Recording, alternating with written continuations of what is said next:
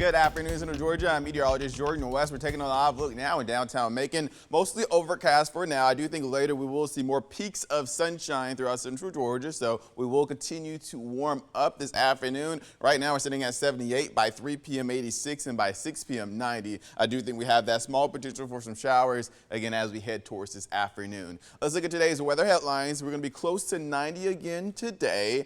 Macon, Georgia actually has not seen temperatures at 90 or more yet. Most spots in Central Georgia has. Macon, the highest we've seen this year is 88 degrees, but we are under a level 2 storm outlook for tomorrow, and that's going to continue as we move into early Friday morning. Well, let's see what's going on right now that's setting up for this potential severe weather Thursday. Temperatures across the board, upper 70s and lower 80s, so rather warm, maybe a sprinkle out there. However, if we zoom out and get a bigger picture, we have, looks like one wave moving through Tennessee into the Carolinas and Virginia with some severe thunderstorm warnings and watches in place there. However, if you look farther north and westward, another wave is moving eastward from Missouri into Illinois, into Kentucky, into Tennessee. So that's another wave. I think the severe weather that we're going to see on Thursday will be a little bit different. We're under that level 2 that encompasses all of Central Georgia. Again, that's for Thursday, moving over into Friday morning. And I think that the primary threat for Thursday will be strong wind gusts. We do have that potential for some hail in the mix as well, heavy rain,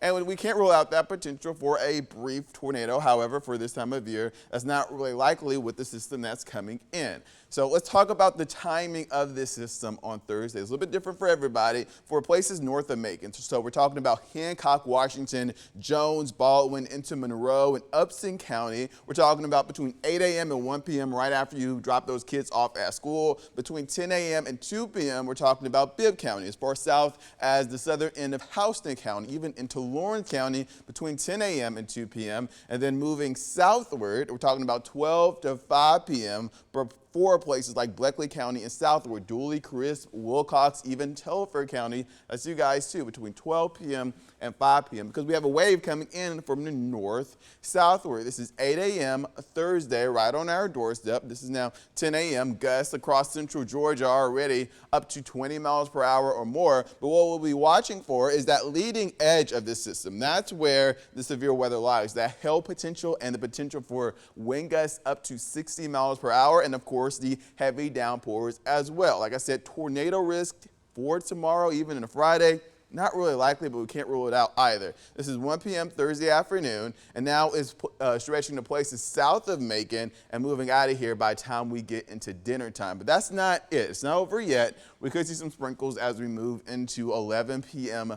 Thursday. However, we got another wave moving in. Now, the intensity and timing will actually be vital for this system, and is going to depend on the system that's going to come before it. So in the end, the key takeaway for this next wave is going to be to have a way to receive watches and warnings, because this is going to be an overnight system. Look, that's 2 a.m. in the morning. Most people are asleep, but the same severe weather threat is going to be in place with another tinier wave moving along some of our southern counties. Here's your 7-day forecast. Highs today moving into 91 degrees, 87 by Thursday. And then as we move into Mother's Day, I know everybody's looking for that, 54 waking up in the morning, and highs closer to 80 degrees.